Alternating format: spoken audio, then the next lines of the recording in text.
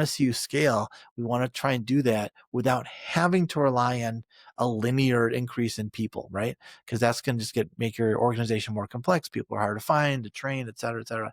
A digital scaling model is the way to go. And so when you think about something where if you were to create something in your industry, something you know a lot about. So let's say you know a lot about how the money flow in your business works, or how, supply chain or scheduling or materials or something in your business that you think you have an edge on. There could be a digital product for you that does 10 or 100 or 1,000x more than your actual company does right now and could become the company.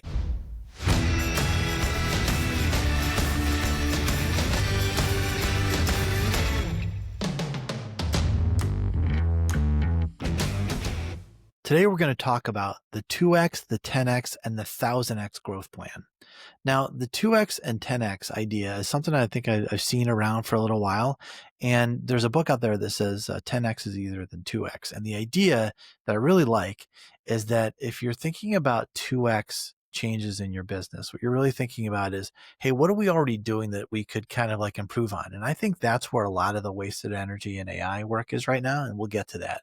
And then there's the 10x idea, which is, okay, we're going to do something different. Now we're thinking differently, right? The kind of Apple cliche thing. And then there's something that I haven't heard a lot of people talk about, and it's the 1,000x opportunity. And those are like whatever a grand slam of grand slams is, like an exponential, brand new idea that you're not even thinking about right now that seems impossible, that probably is only catalyzed and supported by some kind of technology thing. So let's go into kind of what those ideas are and how you might think about implementing them. So let's look at the 2x one, where, as I said, I think a lot of the wasted effort is in AI right now. And there's an MIT survey that just came out, I think about a month ago, where this said some 90+% of AI initiatives aren't doing anything. And I think for those of you who are trying them, you might be kind of sympathizing. Yeah, we tried this stuff, didn't really do anything. We really expected a lot more. I think it's because of two things. One, a lot of people are expecting magic, and magic still isn't real. And there's a problem where you're expecting something to do something that can't possibly really be done reliably, and that's where we're getting stuck. And the other one is like you're picking like a pretty low bar, or you're doing something that doesn't really have much of an impact. So, but there are some of these 2x things that are pretty good. So when you think about something where you have a process that crucially that works already, but just could be better. And I think a lot of those things have to do with, data entry, and, if you're automating how your marketing stuff works, or you're, automating how things go from system to system, that's probably got a really good impact in your business. And I don't discount that as a good idea to pursue. It's probably the low hanging fruit that we all need to get really good at, because later you're going to need sort of the mindset, the process, the infrastructure. Even some of the initial tasks that you do might be applied later. I find when using something like N8N, for example, once you set up something, once you finally get over the hurdle of getting your HubSpot and your QuickBooks and your whatever to talk to each other, great. Now you just clone that one, and now you can use the same kind of setup to do like the next task. And I think that's a good groundwork. But if there's an area where I feel like people are missing on some of the 2x things, I think there's an idea that automation could also fix what you're doing wrong, or that you're doing inconsistently. So when I think about something where there are a lot of iterations of the thing, a lot of repetitions of it, so you're entering invoices, you're doing vendor payments, all that kind of stuff, that's where a human can get bored after 100 or 50 or 5, that people get kind of like, their eyes not on the ball as much. I think that an automation, whether it's AI or not, an automation can really nail down the things that people get, off the rails about. So when you're thinking about something where you've got a lot of repetitive work, there's some speed advantage that you'll get, but there's some accuracy that I think is actually better. When I think about where businesses have real Achilles heels, is when they make a mistake. And so, have you ever sent the wrong invoice to the wrong person, or did the vendor have a decimal moved on it and you paid someone, 10,000 instead of 1,000? Those are the kinds of errors that I think could be fixed with some kind of automation, right? So that's a great place to start. So let's not discount starting somewhere where you can actually make some kind of difference is a great idea. Don't shy away from that. And I think for the MIT study that says everything 90% of projects aren't providing value. Maybe look on the ones where, the value is we didn't make this mistake. So you're proving a negative, but if you've ever, and we have done it too, we've done it here in the past, send an invoice to someone or send a payment to someone that was like, had the wrong rate on it, the wrong PO number, all those kinds of things. Like maybe that's a place where automation can help you. So, okay, let's go to the next level, which I think is the 10x level, where you have something that's supposed to happen in the business, but it actually isn't really happening. So you're, it's clunky, or it's insane. You're avoiding it because it's something that you can't really do all that well. So things like, like in your your sales system, for example, if you are you're unable to or unwilling to reach out to a certain market because it would be too hard to do the 7 things you have to do, from research to creating the list to getting in CRM to creating the sequence, all that kind of stuff.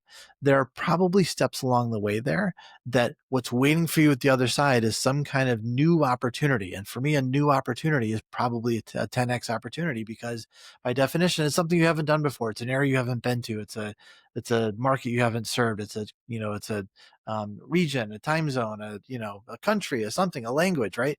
All these kinds of things that you're kind of avoiding because there are some annoying steps you have to go through to get to them. That could be a place to start. I think and talk a lot about the Kahneman and Tversky book about fast and slow thinking, and that slow thinking, that thing where it's like it's really hard for you to like do the algebra, to do the research. Those are areas where some kind of automation could help you. Some kind of growth could be right behind that wall, right? That's a really good place to look. I think the last place that maybe is the uncharted territory is the 1000x opportunity. And where I see that happening is where you've got something that can be a brand new business on its own that even eclipses the one you have. And I think about a client of ours who turned a product they had into something that could be white labeled. Actually, we have 2 clients doing that. And I think the end result for that, because digital products scale really well, and if there's something we talk a lot about, it's, when we want to see you scale, we want to try and do that without having to rely on a linear increase in people, right? Because that's going to just make your organization more complex. People are hard to find, to train, et cetera, et cetera. A digital scaling model is the way to go. And so when you think about something where if you were to create something in your industry, something you know a lot about, so let's say you know a lot about how the money flow in your business works, or how, supply chain or scheduling or materials or something in your business that you think you have an edge on, there could be a digital product for you that does 10 or 100 or 1000x more than your actual company does right now, and could become the company. And the nice thing about the age we're in now, that's a different conversation from 5 years ago, is that it's possible to maybe try and test some things and get things up and running with some kind of AI driven solution that you couldn't before. And, for us as software engineers, those experiments, you should think of as experiments. Like, it's really unlikely that a product built in AI is actually ready to be sent out to the world and just let loose and go have people use it. And it's because of all the things that go along with, from scaling to security to managing kind of quirks and weird browsers and all these kinds of things that do take a long time to harden in software. But with an AI tool, we've used Lovable for some prototypes and things. You can get something up and running really quickly that kind of looks like the right thing, and people can test and try and like, well, this actually could be a thing.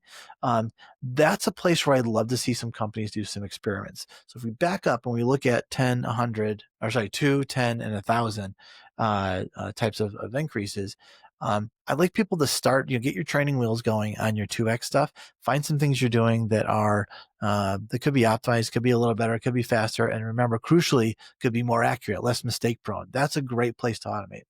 Then you could graduate. Having done that, you've got a framework. Now let's graduate to some 10x things, where some things you know about that could be better, or things you're avoiding, or things that have that sort of system 2 thinking, that slow thinking, that could be barriers you could break through. That could be the place to look next.